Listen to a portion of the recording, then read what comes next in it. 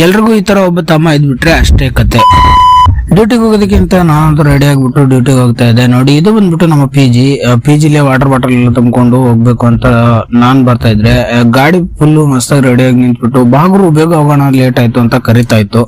ಹಾಗೆ ಮತ್ತೆ ಗಾಡಿನ ತಗೊಂಡು ಹೋದೆ. ಫಸ್ಟ್ ಆರ್ಡರ್ ಬಿತ್ತು. ಫಸ್ಟ್ ಆರ್ಡರ್ ನ ಡ್ರಾಪ್ ಮಾಡೋದಕ್ಕೆ ಅಂತ ವೈಷ್ಣವಿ ಅಪಾರ್ಟ್ಮೆಂಟ್ ಅಲ್ಲಿ ಬಿದ್ದಿತ್ತು, ಅಲ್ಲಿಗೆ ಬಂದಿದೆ. ಆ ಆರ್ಡರ್ ನ ಡ್ರಾಪ್ ಮಾಡ್ಬಿಟ್ಟು ಮತ್ತೆ ನೋಡಿ, ಇದು ಬಂದ್ಬಿಟ್ಟು ಅಪಾರ್ಟ್ಮೆಂಟ್ ಈ ತರ ಇದೆ. ಅಲ್ಲಿಂದ ಮತ್ತೆ ಆರ್ಡರ್ ಕೊಟ್ಟಿದ್ದು ST ಮಾಲ್ ಕಡೆಗೆ. ST ಮಾಲ್ ಅಲ್ಲಿರುವಂತ ಆರ್ಡರ್ ನ ಪಿಕ್ ಮಾಡ್ಕೋಬೇಕು ಅಂತ ಹೋದ್ರೆ ಹೊರಗಡೆ ನೋಡಿ ಈ ಮನುಷ್ಯ ಈ ತರ ಕೂತಿದ್ದ. ಏನ್ ಗುರು ಈ ತರ ಕೂತಿದೀಯಾ, ಏನ್ ಬೇಜಾರಾಯ್ತಾ ಅಂತ ಕೇಳಿದ್ರೆ, ನಿಂಗೇನ್ ಕಷ್ಟ, ನಾನ್ ಕೂರೋದೇ ಹೇಗೆ, ನಿಂಗೇನು, ನೀನ್ ಹೋಗ್ ಸುಮ್ನೆ ಅಂತ ಅಂದ. ಅದಕ್ಕೆ ನಾನು ಬೇಜಾರಾಗ್ಬಿಟ್ಟು ಒಳಗಡೆ ಹೋಗ್ಬೇಕು ಅಂತ ಹೋದ್ರೆ ಡೋರ್ ಕ್ಲೋಸ್ ಆಗಿತ್ತು.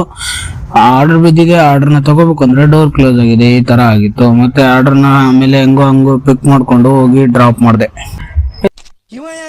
ಇದು ಬಂದ್ಬಿಟ್ಟು ನನ್ನ ತಮ್ಮ. ಈ ತರ ತಮ್ಮನ ಪಟಕ್ಕೆ ತುಂಬಾನೇ ಪುಣ್ಯ ಮಾಡಿರ್ಬೇಕು. ಇಬ್ರು ಕೂಡ ಒಂದೇ ಊರಲ್ಲಿ ಇದ್ರು ಕೂಡ 30 ಕಿಲೋಮೀಟರ್ ಡಿಫ್ರೆನ್ಸ್ ಅಲ್ಲಿ ಇದ್ರು ಕೂಡ ಮೀಟ್ ಹಾಕಕ್ ಆಗ್ತಾ ಇಲ್ಲ. ಅಪ್ಪಿ, ಇದು ಯಾವ್ದೋ ಫ್ಲಾಶ್ ಬ್ಯಾಕ್ ರೆಬಲ್ ತರ ಅಂಬರೀಶ್ದು ಹಳೇದು ಅಕ್ಕಿಲ್ಲ ಬೆಳೆ ಇಲ್ಲ ಚಕ್ರ ಕತೆ ಇದಂಗಿದೆಯಲ್ಲಪ್ಪಿ. ಈ ಒಂದು ವಿಡಿಯೋಗೆ 100 ಲೈಕ್ಸ್ ಬಂದ್ರೆ ನಾನು ಹೋಗಿ ಇವನ್ನ ಮೀಟ್ ಮಾಡ್ತೀನಿ. ನೋಡಿ ಸ್ವಾಮಿ, ನಾವಿರೋದು ಹೀಗೆ.